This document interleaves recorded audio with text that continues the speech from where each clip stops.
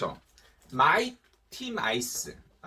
그냥 위대한 생쥐. 지난해가 이제 GTA였거든요. 이 말을 했었던 것 같아요. 대부분 저는 사실 이런 이니셜들을 그렇게 크게 생각하지 않고 이렇게 들어갔는데 그걸 이야기하려고 하니까 순간적으로 생각이 안 나서 했었고 그 말 하나하나가 진짜 기막히게 이제 잘 만드셨어요. 어떻게 이렇게 신조어를 만드시고 조합 하나 참 궁금합니다. 총 10가지를 이렇게 지난해 마이티 마이스로 이야기했고 첫 번째가 멀티 페르소나, 라스트 빗 이코노미, 페어 플레이어, 스트리밍 라이브, 초개인화 기술, 펜슈머, 특화 생존, 58세대, 편리미엄, 업글 인간에 대한 이야기를 했습니다. 빠르게 하나씩 이 의미를 한번 살펴보려고 합니다. 첫 번째, 멀티 페르소나입니다. 지금의 이제 정체성이라는 것이 우리가 어떻습니까? 저도 유튜브로서의 정체성과 제가 대학 교수로의 정체성과 또 제가 컬럼리스트로서의 정체성과 또 방송에 나갔을 때의 정체성과 또 어떻습니까? 인스타에서 제가 하는 것과 페이스북에서 하는 것과 이런 것들이 다 다를 수 있다는 겁니다. 저는 가능하면 일치시키려고 노력을 하는 편이긴 하지만 각기 다르게 또 소비자들이 그걸 사용하는 사람마다 다 다르게 받아들이고 여러분도 어떻습니까? 직장인일 때와 그리고 퇴근할 때 모습이 다른 거죠. 그런 광고 보이지 않으셨습니까? 그 부장님이 그죠? 오늘 저녁에 오래간만에 회식이나 한번 해볼까라고 말을 꺼내는 순간 그죠? 밀레니얼 세대가 시계를 딱 보더니 네 부장님 오늘 하루도 수고 많으셨습니다. 오하수 하고 바로 퇴근하는 거죠. 퇴근하고 나서 어떻습니까? 자기가 좋아하는 운동을 한다거나 사이클링을 한다거나 줌바 댄스를 한다거나 이런 식으로 또 SNS에서 유튜브 크리에이터로서 이런 다른 모습을 보여준다라는 겁니다. 이런 식으로 자신의 정체성을 다양하게 표출할 수 있는 시대, 그러니까 멀티 페르소나라고 하는 겁니다. 그러니까 자신의 이제 좋아하는 걸 표출할 수 있는 반면에 자유롭게 표출하는 반면에 또 한편으로 보면 나는 누구인가에 대한 이런 고민을 하는 사람들의 이야기들을 했었고요. 그 중에 여러분 아시겠지만 지미유에서부터 기억도 안 나네요. 싹쓰리에서부터 뭐 환불 원중대에서부터 이름들을 서로 은비, 실비 이런 식으로 이름을 다르게 했던 것도 하나의 이런 형태의 페르소나의 정체성을 보여주는 그런 모습입니다. 그런 부분들의 이야기들을 멀티 페르소나라는 이런 단어로 표현을 해주셨는데요. 아주 이제 우리가 누구인가의 정체성에 대한 기반을 끊임없이 고민하면서 또 소비자들이 원하는 다양한 모습들을 보여줘야지만이 트렌드를 사로잡을 수 있다. 이런 이야기를 하신 것 같습니다. 두 번째 키워드가 Last Bit Economy. 어렵죠? 이게 Last Bit Economy는 즉 소비자의 최종 접점에 이제 만나는 여기에서 이제 몸에 핏이 이제 맞아야 되는 거죠. 복장도 샵 슬림하게 만드시듯이 어떻습니까? 뭐 딜리버리 택배 같은 경우에도 올 때도 어떻습니까? 요즘은 그 택배 하시는 분들이 뭐 어떤 데는 사진 딱 예쁘게 찍으셔가지고 이렇게 뭐 배달이 됐다든지 따뜻한 멘트를 하나 준다든지 이런 형태로 하는 거죠. 집행 끝까지 마무리까지 이제 만족할 수 있도록 만드는 서비스를 이야기합니다. 이게 이런 유형으로 이제 편리한 배송을 통해서 라스트 딜리버리 이런 식으로 첫 번째 이야기를 했고요. 두 번째는 이제 근거리에 대한 문제를 해결하는 라스트 에어리어 근처에서 문제를 해결해주고 세 번째가 지하철역이나 버스 정류장에서 집까지의 편리한 이동을 도와주는 라스트 모빌리티 이렇게 이야기하고 그 다음 배송을 받은 이후에 이제 안에 이제 우리가 이걸 뭐라고 하죠? 요즘 개봉한 갑자기 용어가 안 떠오르는데 언박싱이라고 하잖아요. 그러니까 언박싱 했을 때 와 감탄이 나오는 이런 라스트 터치 이렇게 이야기하고, 다섯 번째, 이 여행을 갈 때도 항공편이나 숙박 명승지 관광보다는 거기에 어떤 액티비티 있잖아요. 호텔에 머물렀는데 여러분 펜션에 머물렀는데 그 자체가 너무 좋아서 거기에서만 머무르는 이런 것들을 라스트 트립이라고 이렇게 이야기하고, 지금 같은 시대에서는 어쩌면 훨씬 더 중요하다라는 것을, 오히려 이걸 지난해 했다라는 거죠. 놀랍죠. 자, 그런 다음에 이제 세 번째 용어를 보면 페어 플레이어입니다. 페어 플레이어. 지난해 여러분 인천국제공항 채용 사태, 여러분 아주 뭐 논란이, 찬반 논란이 격하게 이슈화가 되었던 기업들이 떠오르실 겁니다. 뭐 그게 찬반의 이야기를 우리가 떠나서 가장 중요하게 생각하는 게 지금 밀레니얼 세대들이 공정함이라는 겁니다. 아주 이제 불공정한 걸 너무 싫어하니까 이제는 대학에서도 팀플을 너무 싫어한다는 겁니다. 왜냐하면 무임승차라고 하잖아요. 우리가 A뿔을 받아도 아무것도 안 하고 같이 A뿔을 받는 선배들, 복학생들, 갑자기 저도 복학생 때가 떠올라가지고 그렇게 다 시켜놓고 자기는 안 하려고 하는 그런 무임승차 때문에 개별 과제물을 달라. 그러니까 그 정도로 이제 불공정한 것들을 싫어하는 것들이 학교뿐만 아니라 모든 전 분야에서 이제 떠오르고, 이런 것들이 이제 뭐 TV뿐만 아니라 상품에서도 마찬가지로 불공정한 것들에 대한 아주 분노에 대한 감정이 있는, 공정함을 중요하게 생각하는 세대를 페어플레이어라고 이야기했습니다. 그 다음이 스트리밍 라이프입니다. 스트리밍 라이프는 어떻습니까? 이제는 모든 것들 구독 경제라는 겁니다. 저도 유튜브 구독과 좋아요 부탁드리겠습니다.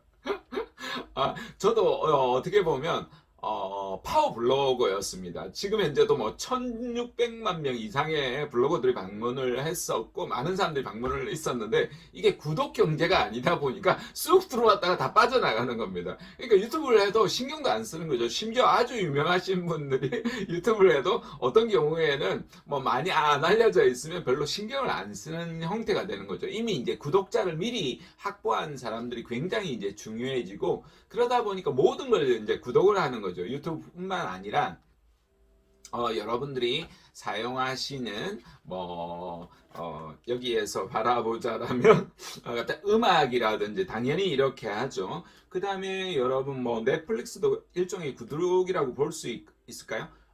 심지어 거주하는 공간조차도 임대해서 쓴다는 겁니다.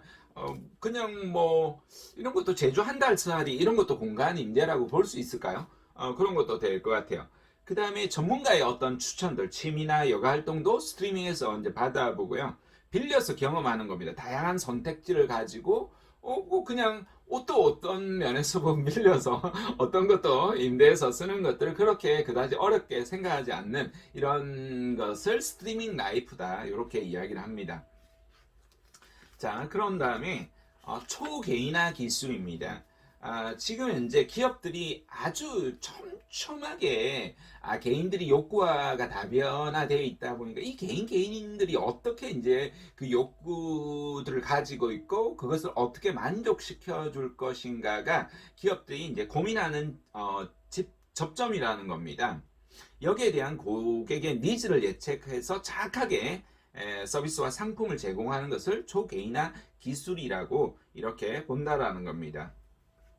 소비자의 데이터를 얼마나 가지고 있고 이것을 얼마나 제대로 활용하느냐가 중요한 포인트다. 이런 말씀을 하고 있는 것이고, 전 분야에서 사실 쇼핑을 하거나 어떤 카드 사용에 대한 거라든지 데이터 분석을 통해서 하는 빅데이터 기술을 통해서 하는 방식을 이야기하겠죠. 그 다음에 펜슈머입니다. 펜슈머. 그러니까 소비자들이 어떤 연예인 뭐 오디션 프로그램도 마찬가지고 어떤 상품도 마찬가지고 어떤 기업도 마찬가지고 어떤 캐릭터도 마찬가지고 내가 키워냈다라는 거예요. 거기에 대한 부분이 굉장히 큰 역할을 하게 되고 여기 관여하고 싶은 거예요. 소비자가 직접적으로 어떤 상품 개발에서부터 모든 것들을 하고 싶고, 거기에서 내가 기여해서 키웠다라고 하면 엄청난 이제 팬심이 발동을 하게 되고, 이것이 이제 기업의 성장 이런 부분뿐만 아니라 장기적인 부분들까지 일어날 수 있게 하도록 하고, 뭐 빅히트 엔터테인먼트가 여러분 아시겠지만 상장됐단 말이에요. 이 회사 가치가 얼마인 줄 아세요? 7조 원 가량 되는 거예요. BTS 멤버 하나당 1조 원 가치가 있는 거죠. 그러니까 어떻습니까? 모든 전 세계에 있는 아미들이 주식 한 주 갖는 것을 그냥 패시버죠. 그냥 굿즈처럼 생각하는 굿즈처럼 하나의 기념품처럼 생각하면서 가지고 절대 안 팔아! 이러면서 이런 식으로 가지고 있는 형태가 되는 거죠. 어떻게 보면 이런 책도 그런 것 같아요. 저도 올해 책을 정말 좋은 책을 냈고 아보카도 심리학이라는 책을 냈는데 저는 최소한 1, 20만 부가 나갈 거라고 생각했거든요. 근데 어떻습니까? 예전 책에 한 10만 부가 나간 책이 있긴 한데 안 나가요. 그러니까 이제 팬심이 발동을 해야 되는 부분이 아주 강력하게 되고 요즘은 책을 구매하고도 안 읽는 사람들이 많아요. 그러니까 팬심으로 하면 이런 팬심이 근데 엄청나게 이제 중요한 부분이 있죠. 어, 양준일 씨인가요? 지난해 아주 뜨거운 핫 이슈가 됐었는데요. 책을 발간하자마자 베스트셀러 바로 1위로 올라갔었거든요. 팬심이 이제 발동한 이런 부분들이 크게 전 분야에서 영향을 끼치게 됩니다. 기업뿐만 아니라 여러분이 창업하고자 하는 혹시나 그런 분야에서도 취업하고자 하는 분야에서도 그런 것들을 여러분이 알려주시고 일으켜 세워주시는 이런 각기 나름대로 전략들을 펼쳐 주셔야겠죠. 그 다음에 이제 특화 생존 전략입니다. 그러니까 뭐든지 특화해야지만이 생존을 한다라는 겁니다. 남다른 차별화 전략을 하지 못한다라면 생존하기 어려운 시대라는 겁니다. 그러니까 선택에 이제 소수의 확실한 만족이 훨씬 더 중요해져 있다는 겁니다. 표준화된 대중을 가지고 대량의 상품을 살포해 가지고 성공하는 방식은 성공하기 어렵다라는 겁니다. 어느 순간 왜냐면 바로 마음을 바꾸는 게 요즘의 소비자들 여러분들도 아마 욕구가 그럴 거예요. 어느 순간 흥미가 뚝 떨어지면 바로 끊어버리는 이런 형태들이 발생이 되니까 특화시켜 나가는 것이 아주 중요한 전략이고요. 그러니까 단 한 사람에게 딱 맞는 이런 그룹을 세분화해야 되는데 핀셋처럼 찍어야 된다는 겁니다. 그래서 고객의 특성을 평소에 특별하게 잘 관찰하고 그 마켓을 쪼개야 되는데 현미경처럼 산재하에 나가는 고객의 니즈를 파악하고 그 중에 하나의 초점을 딱 잘 맞추는 거예요.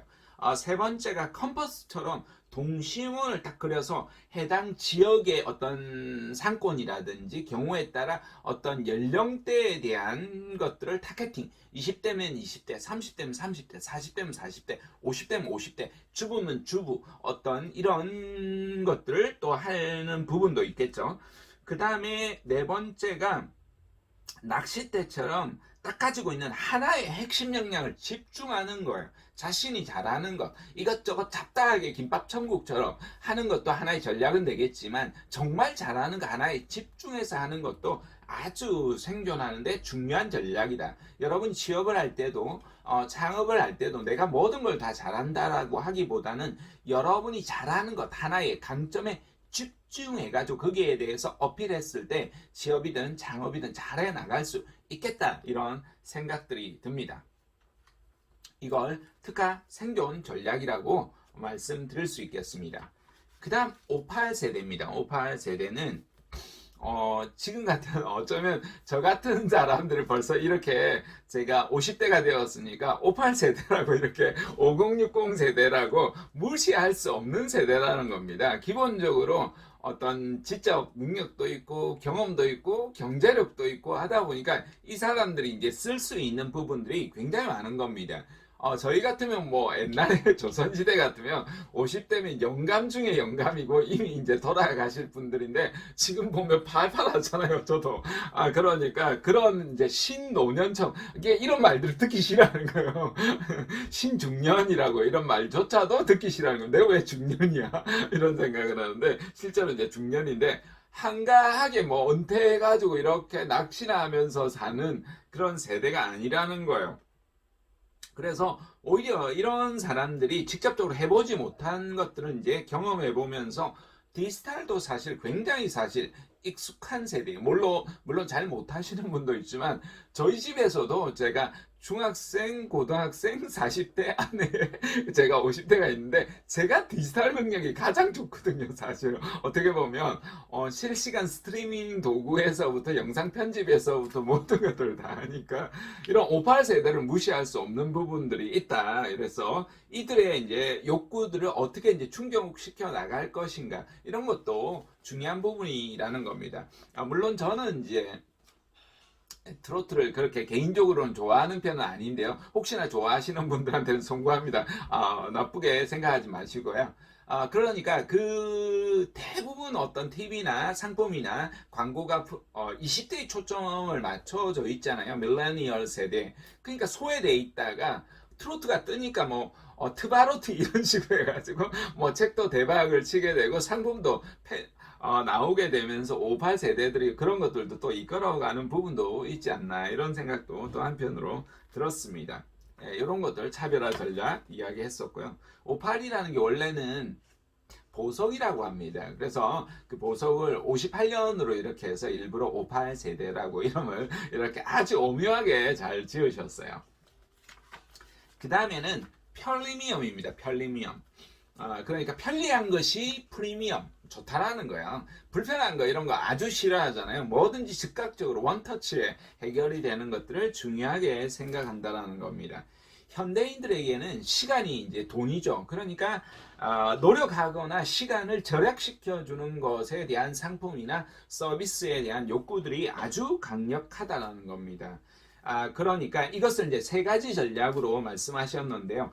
해야 할 일에 대해서 소요되는 시간을 절약시켜 주거나 그래서 여러분 상품이나 취업이나 창업을 할 때도 거기에 대한 부분을 고민하셔야 되고요. 두 번째, 귀찮잖아요. 어떤 여러분 신발도 요즘 저게 잘 빨기가 만만치 않거든요. 세탁소에서 요즘은 신발 같은 것들을 또 특화시켜서 해주는 이런 것도 귀찮은 일들을 대행해주는 이런 것들 노력을 덜어주는 것들도 중요하죠. 세 번째, 여러분이 각자가 얻고자 하는 것들 있잖아요. 이것의 성과를 극대화시켜주는 상품이나 서비스나 기술을 굉장히 이제 선호한다라는 거예요. 이렇게 세 가지 전략을 잡고 여러분이 볼 수 있겠습니다. 혹시나 강의가 쭉 이렇게 굉장히 빠르게 흘러가니까 물론 이제 다시 한번 들어보시는 것도 좋고 책을 통해서도 보시는 게 좋습니다. 지금 제가 말씀드리는 거는 책에 아주 진짜 일부분을 가지고 정말 말씀드리는 거여서 방대하게 갈 수가 있고 지금 이미 이렇게 시작하다 보니까 강의 절반을 이미 넘어왔기 때문에 끝까지 다 가기도 어렵겠다 이런 생각이 듭니다.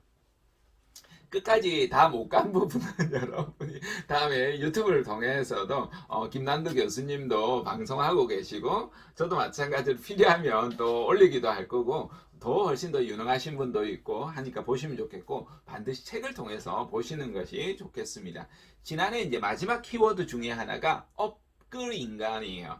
업그레이드 인간이 되는 거죠. 자신을 업그레이드 하고 싶은 이런 부분이에요. 이게 이제 과거에는 자기 개발이었었는데 이게 조금 남다르게 이렇게 바라보셨어요. 단순하게 어떤 취업을 위한 어떤 경력을 업그레이드 위한 자기 개발이 아니라 조금 훨씬 더 거기를 포함하면서 광범위한 범위를 가지고 업글 인간이라고 이렇게 표현을 마지막으로 하셨어요. 이게 이제 뭐냐면 이코노미가 미코노미라고 이렇게 용어를 정하셨는데 아주 잘 정하셨죠. 그러니까 나가 중요한 시대야. 그래서 미코노미 모든 것들이 이제 나를 중심으로 돌아가는 그 시기에서 중요한 것이 나를 이제 세 가지를 보셨는데 첫 번째가 몸의 업그레이드예요. 요즘은 여러분 자기 몸을 관리해서 올리시는 분들 많잖아요. 몸 관리하는 거, 운동하는 거 이런 거 몸을 이제 힙하게 이렇게 관리하시는 거 또 아주 중요한 몸의 업그레이드를 말씀하셨고요. 실제로 이제 우리 몸이 얼마나 중요한지를 20대 때는 잘 모르는 경우도 많아요. 워낙 뭐 기본적으로 아직 창창하고 건강한 시기다 보니까 그렇지만 평생을 살아가는 아주 중요한 우리의 컨테이너거든요. 저는 몸의 컨테이너라고 하는데 모든 것을 담을 수 있는 컨테이너이기 때문에 가장 중요하고 아껴야 되는 도구고, 여러분이 젊었을 때 이렇게 체력을 잘 만들어 두는 것이 아주 앞으로 여러분 취업이나 창업이나 모든 것들을 이겨내는데 중요한 도구가 됩니다. 몸이 약하면 또 멘탈도 다 무너지게 되거든요. 그래서 몸을 단련하는, 힙하게 단련한다라고 해서 업그레이드 인간의 첫 번째가 몸을 단련하는 거다, 이런 말씀을 하셨어요. 두 번째가 치매 업그레이드야. 그러니까 어떤 경험이나 즐거움을 하는데 내가 해왔던 것들, 잊어버렸었던 것도, 어렸을 때 좋아했던 것을 다시 살리는 것도 있고, 전혀 해보지 않았었던 것, 바빠서 잊어버렸던 것들, 이런 것들을 가지고 취미로 해서 거기에서 어떤 삶의 즐거움을 찾고, 그것을 또 같은 분들하고도 공유해 나가면서 삶의 활력소를 찾아가는 이런 부분들도, 앞으로 이제 주 5일제가 이미 완벽하게 정착이 되어 있고, 이미 주 4.5일제, 4일제까지 하는 회사들이 생기고, 장기적으로 보면 그런 식으로 이제 시간의 여유가 더 많이 생기니까 직장 생활을 하더라도 퇴근 이후의 생활들을 어떻게 힙하게 할 것인가. 그래서 취미 활동에 늘어나는 것도 업글 인간의 특징이다, 이렇게 말씀하셨어요. 세 번째가 이제 지적 세계예요. 우리가 지금 이제 모두가 책을 안 읽는 시대다 이렇게 이야기하고, 한국인들이 사실 연간 평균 독서량이 5.2권이래요. 1년에 5권을 읽는다라는 거예요. 교과서나 학교 다닐 때 여러분이 전공 과목에 이런 책 외에는 안 읽는다라는 거예요. 사실상 5.2권이라는 것은 평균이라는 거예요. 그러니까 1년 내로 평균 한 권도 안 읽는 사람이 있다라는 거예요. 진짜 농담이 아니라 어떤 사람은 진짜 100권, 200권, 300권까지도 읽는 사람이 있는 것으로 본다라면 충분히 이제 그럴 수 있는 거죠. 평생을 사실 진짜 책을 안 읽는데, 그런데 아이러니하게도 저는 그런 이야기를 꼭 드리는데요. 정말 모두가 책을 안 읽는 시대지만 이제 모두가 마음만 먹으면 책을 쓸 수 있는 시대예요. 그런 의미에서 또 여러분 좋아하시는 페이스북보다 요즘은 또 젊은 친구들은 인스타 좋아하잖아요. 인스타에도 책 읽는 또 이런 것들, 인증샷, 책 가지고 다니는 거, 뭐 여행하면서 보는 장면, 이런 것들 많이 올리잖아요. 뭐 책 읽기의 즐거움, 저도 뭐 여러 가지 부킷 리스트 이런 식으로 샵에다가 넣잖아요. 그런 것처럼 힙한 지식들, 내가 공부하는 모습들, 이런 것들도 아주 지적 이미지를 가지고 있는 업글 인간에게 아주 중요한 요인이라는 겁니다. 이렇게 이야기하고 나니까 벌써 시간이 다 흘러갔어요. 그리고 대충대충 하기보다는 이렇게 하고 나머지 못한 부분은 여러분이 또 보충해도 되겠다, 이런 생각이 듭니다.